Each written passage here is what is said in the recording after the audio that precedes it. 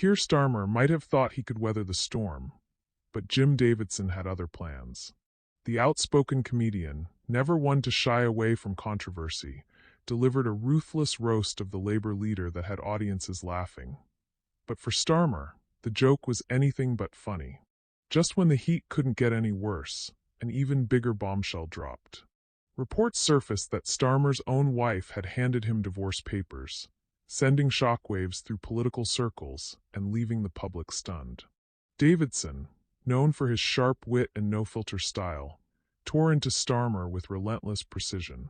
He mocked the Labour leader's public image, questioning how someone so focused on presenting himself as the face of stability could find himself in such a personal crisis. The audience erupted with laughter as Davidson painted Starmer as a man losing control, not just politically, but in his own home. It was classic Davidson, unfiltered, brutal, and uncomfortably close to reality. But while people were still laughing, the real story was unfolding behind the scenes.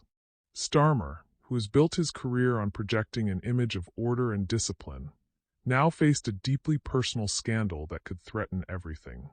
Reports suggested that tensions had been brewing for some time, but few expected such a dramatic move. Divorce documents? That wasn't just a private disagreement, it was a public statement. For someone in Starmer's position, optics matter. Political figures often try to keep their personal lives out of the headlines, knowing that any sign of instability can weaken public trust. But when a spouse takes legal action, it becomes impossible to ignore. Suddenly, people weren't just questioning Starmer's policies, they were questioning his character. If he couldn't keep his own marriage together, what did that say about his leadership? Social media exploded with reactions. Supporters rushed to defend him, arguing that personal relationships shouldn't be used as political weapons. Critics, on the other hand, seized the opportunity, suggesting that this was proof that Starmer's carefully curated image was just that, an image. The phrase, "if his own wife doesn't trust him, why should we?" started circulating, adding even more pressure to an already chaotic situation. And let's not forget Davidson's role in all this. While comedians might not be political analysts, they have a way of capturing public sentiment in a way that resonates.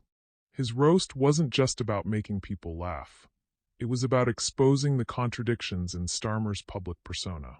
Davidson turned what could have been a dry political scandal into a viral moment, ensuring that the public wouldn't forget about it anytime soon. This raises a crucial question. How does Starmer recover from this? Politics is about perception, and right now the perception is that he's struggling, not just in policy debates, but in his personal life. His opponents will undoubtedly use this as ammunition, painting him as someone who can't be trusted to lead a country when he can't even keep his home in order. The irony is hard to ignore. Starmer, who has often positioned himself as the stable alternative to chaos, now finds himself at the center of the very kind of scandal he hoped to avoid. Whether or not this directly impacts his political future remains to be seen, but one thing is certain. This is a distraction he didn't need, and one that won't fade away quietly. Jim Davidson may have provided the comedic highlight of the moment, but the real story goes far beyond jokes. It's about trust, leadership, and the reality that in today's world, no politician's personal life is truly private. And as Starmer grapples with the fallout, the big question remains. Can he turn this around, or has the damage already been done?